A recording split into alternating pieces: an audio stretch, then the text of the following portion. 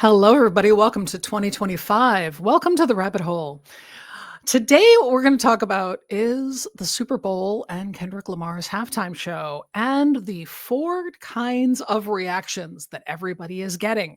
This video is for one of those groups, of those four, and everyone else is welcome, but this is specifically for one group of people. When people were watching the Super Bowl, there was a halftime show by rapper Kendrick Lamar, and afterwards, people fell into category A. Number 1, loved it. People who knew the music or discovered the music, they fell in love with it, they were thrilled with it, they were rapping along with it at home, they were putting reactions up on all the socials saying, "Oh my god, that was perfect, that was amazing."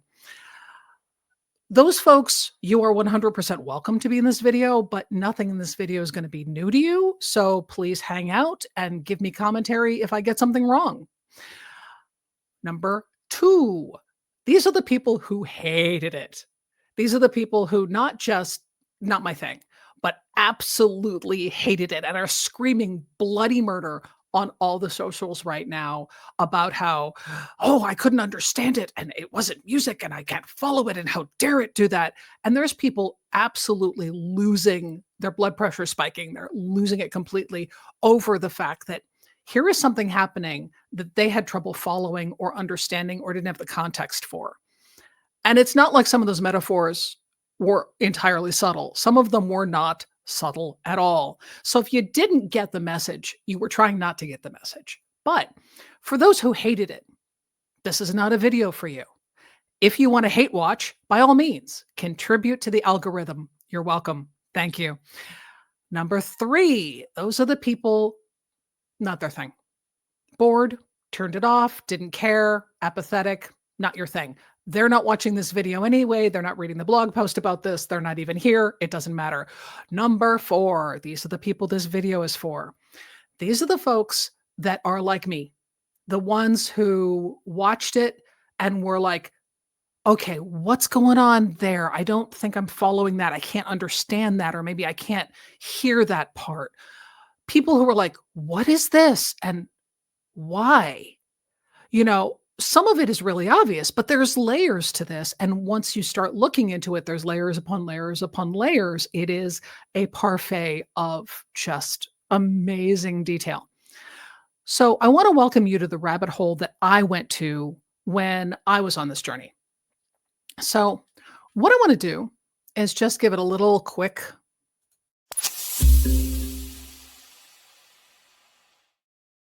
little transition so that I have a place to put in the chapter markers and so that people have a place to start with.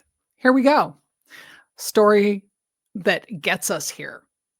My son is an 18-year-old who is musically savvy, and this is one of his things. He likes hip hop, he likes Kendrick Lamar, and he introduced me to some of his stuff.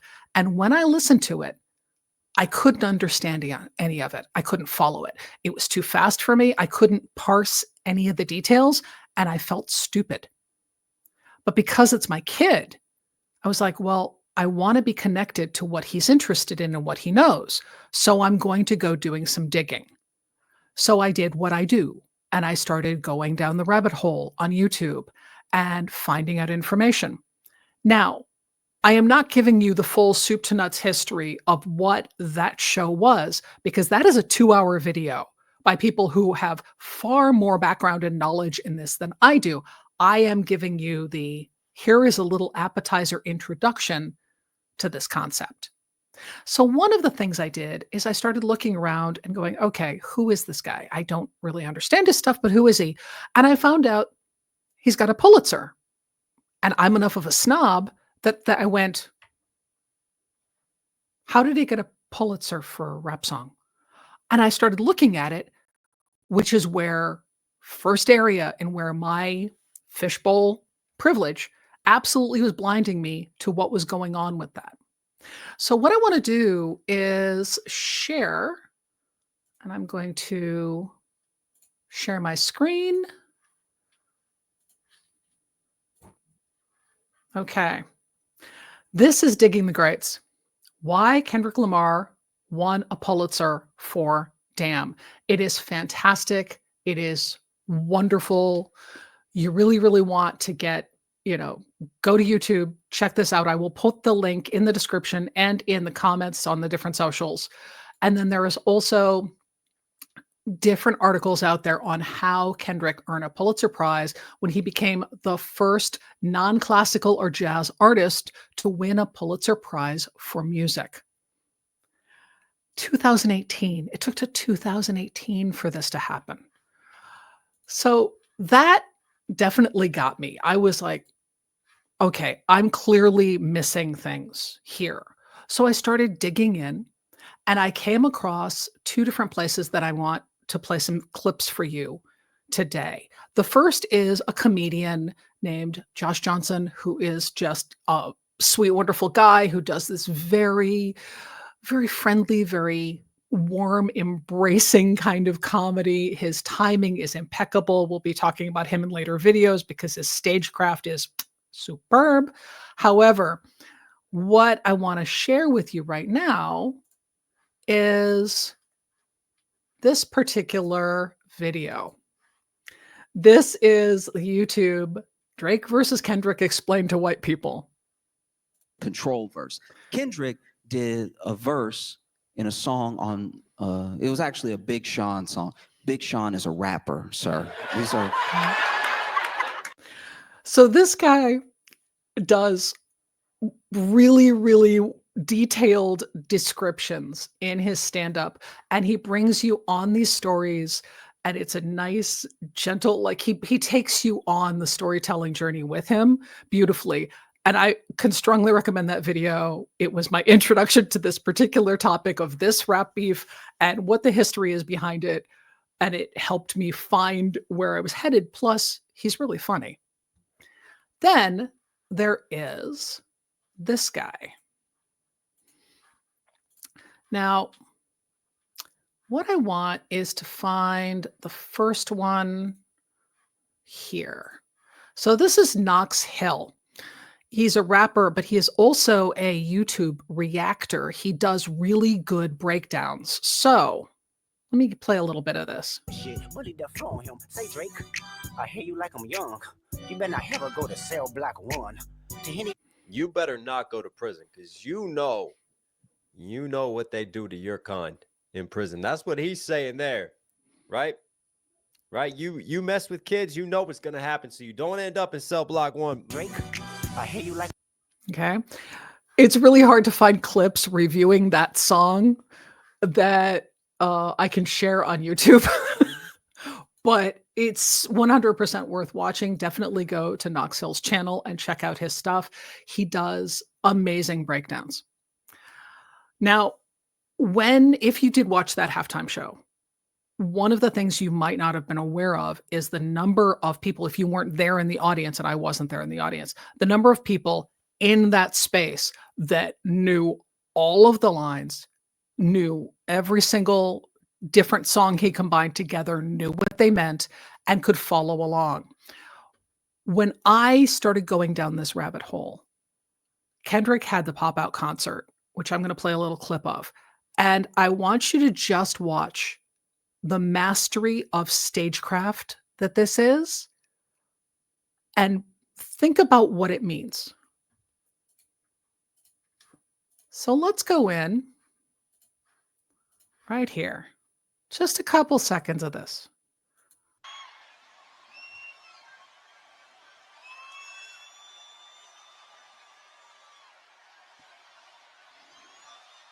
He's already done the song once.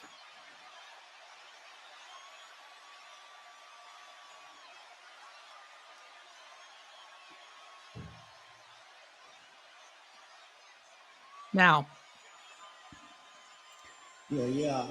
Oh, so y'all ain't gonna let nobody disrespect the West Coast, huh? Oh, y'all ain't gonna let nobody mock and imitate our legends, huh? Let's try it again.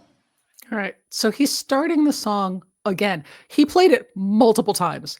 And when I watched it, I was actually yelling at the screen going, He's already dead. Stop. You've killed him. Drake's already dead. But he had the crowd doing this. Watch what he does. Hi.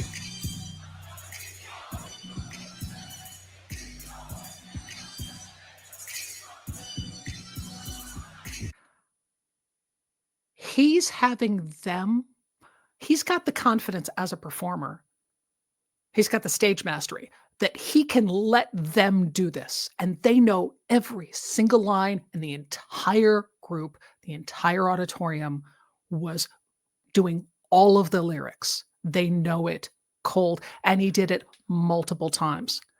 So that's what was happening at the Super Bowl, which might not have come across on the TV, but there was a moment in that show where he's did a line, but the entire space did it with him. And it's one of the lines that calls Drake out for being inappropriate with kids, which is not something I'm sure Drake wanted on a international stage like that, which is why this was such a big deal.